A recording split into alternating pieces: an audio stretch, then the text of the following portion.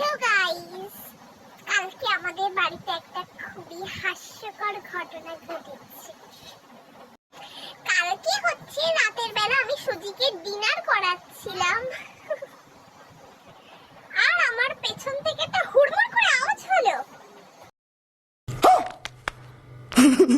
তো আমি যখন পিছন ঘুরে দেখলাম যে এই হুড়মুড় করে পড়ে যাওয়ার আওয়াজটা কিসের ছিল, তখন আমি দেখি আমার মা নিচে শুয়ে পড়েছে।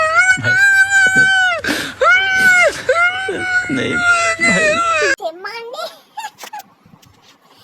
আমার মা ধরাম করে পড়ে গেছে। এখনই কিছু কিছু লোক বলবে ওই দেখো মা পড়ে গেছে আর মেয়ে হাসছে। তো কি করব, ঘটনাটা মানে এমনই ভাবে ঘটেছে যে হাস্যকরই ব্যাপার। তখন আমি হাসিনি ঠিক কথা, তারপরে আমি সেটাকে মনে করে করে ভালো করে মেঝেতে গড়িয়ে পড়ে হেসেছি।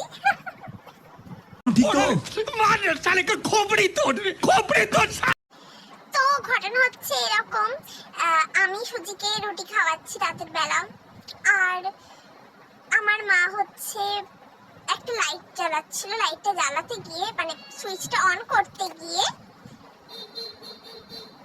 জামা জড়িয়ে ছিঁড়ে, আবার আমার মা কেমন ভাবে ঘুরে দেখছিল যে কি জড়িয়ে গেল এরকম করে, আর ব্যাস তাল সামলাতে না পেরে একদম হাঁ করে করে পড়ে গিয়েছিল।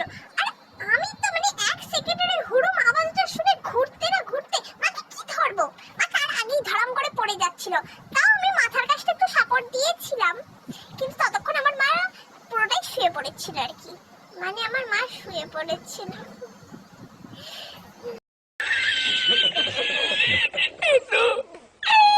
আর সেসব দেখে আমার সুজি সে তো ভয়েতে হুড়মুড় করে বাইরে চলে গেল যে কি হলো রে বাবা।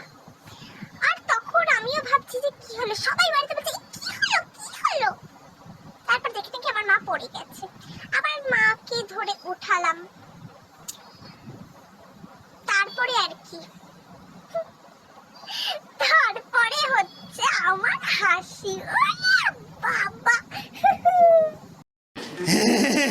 আর সেই ঘটনাটাকে মনে করে আমি সারা রাত হাসতে থেকেছি।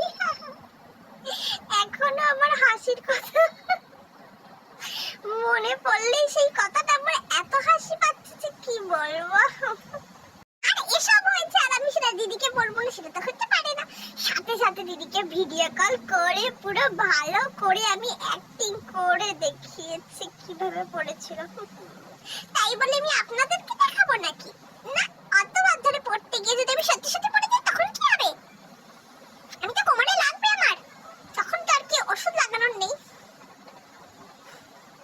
আমার মায়ের কত জোরে লাগলো। তো কি করবো, যদি হাসি পেয়ে যায় হাসবো না?